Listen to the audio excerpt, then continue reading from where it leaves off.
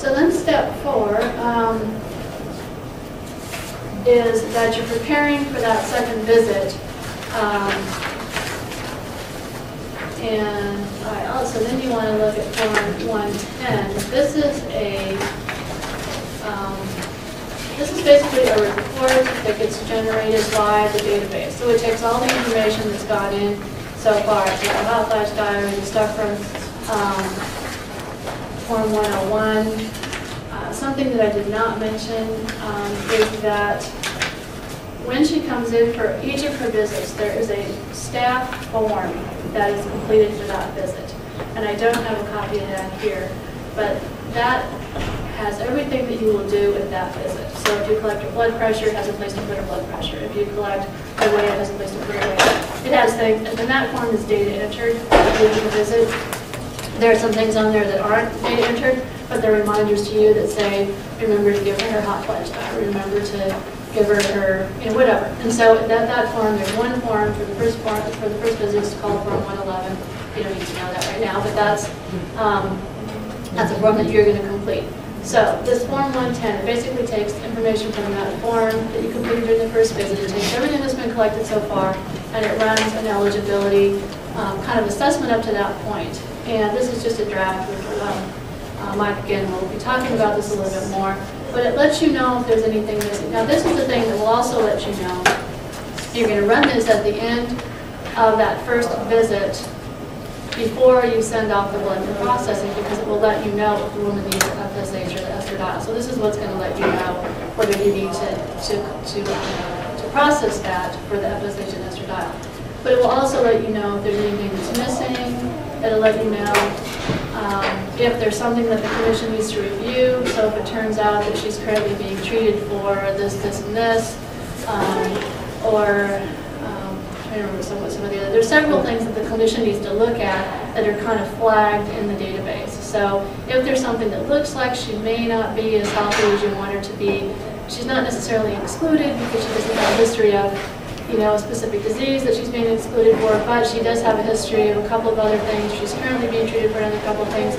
We want the clinician at your side to look at that and say, yeah, this has no bearing. This is fine. She can be currently being treated for this and still be in the study. Or if they look at it and say, when I look at the full picture, I'm not sure that she's healthy enough. And then that's part of their review. So all that information is going to be printed on that form. And also if there's anything missing that's an important eligibility thing, will be printed on here so the site will know I need to, she didn't fill out the big question on, if she doesn't fill out a question, you'd know before then. But if there's anything that's missing that's critical at this point, it will come on this form. I would expect there wouldn't be a lot of missing information at this point because, you will have been typing it along the way. But he's given some examples here of things that might show up on this form.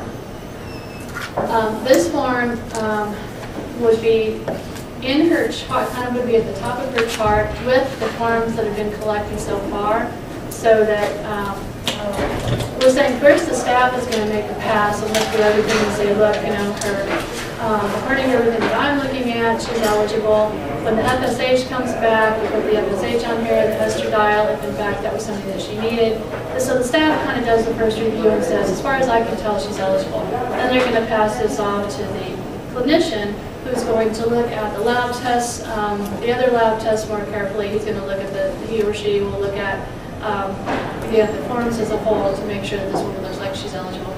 Then that clinician will sign off and date this. And at that point, then a woman, that the woman can come in for her randomization, or her screening and randomization visit. And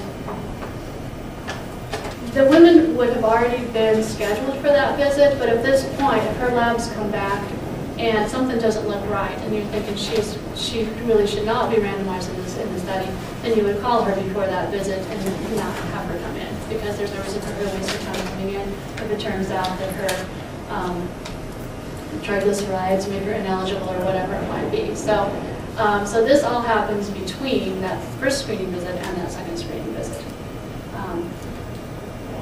My notes is a little complicated. Are there questions on this? It might be something that becomes a little clearer when Mike talks about it in the data possible work, but this is actually not about the data part, but I was wondering if the safety labs are going to be done locally or if you're sending those There's going to be a contractor, and they're not going to be there locally. It's a nationwide, so you may have a local measurement. I think it's Icon. Is that? Yeah, it's- it's Icon, yeah. And Lynn's she just stepped out of the room, she's the expert on all that. But yeah, so I think they probably have a local place, but it's a national. We done at our hospital. No, you will not be having it done at your own local. There'll be a kit from Icon. Yeah. Great. So you'll get a kit and everything.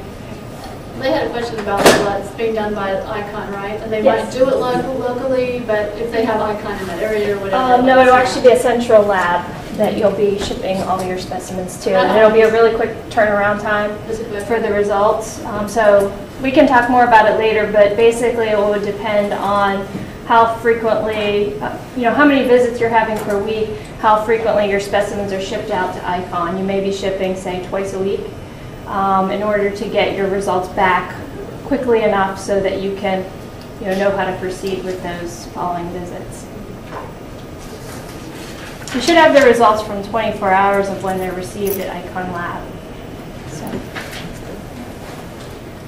Okay, so then, quick review. So prior to then the screening visit 2, which again is already scheduled, you're going to review the staff and or the clinician. And again, this might vary by site. I've heard most of the sites say that they have to have the clinician sign off on it, but that may not be what you want. I think, given that there are some safety issues here, you want some type of, it just depends on your staffing, but some require a physician. It might be a physician's assistant, it might be a nurse practitioner. It will vary again by sites who has that kind of final ultimate authority to sign off on a participant or as a woman as a potential participant.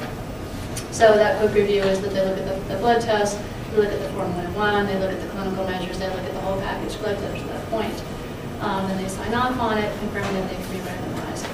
And then ineligible women, I'd say at this point, these women, probably something in the mail isn't really sufficient. I would want to contact these women by telephone if they're not eligible to let them know. Well, for one thing, I take that back. You have to contact them by telephone. If their visit 2 is already scheduled, you need to let them know that they don't need to come in. So since that all happens pretty quickly, you need to call them as soon as possible to let them know if they're not eligible to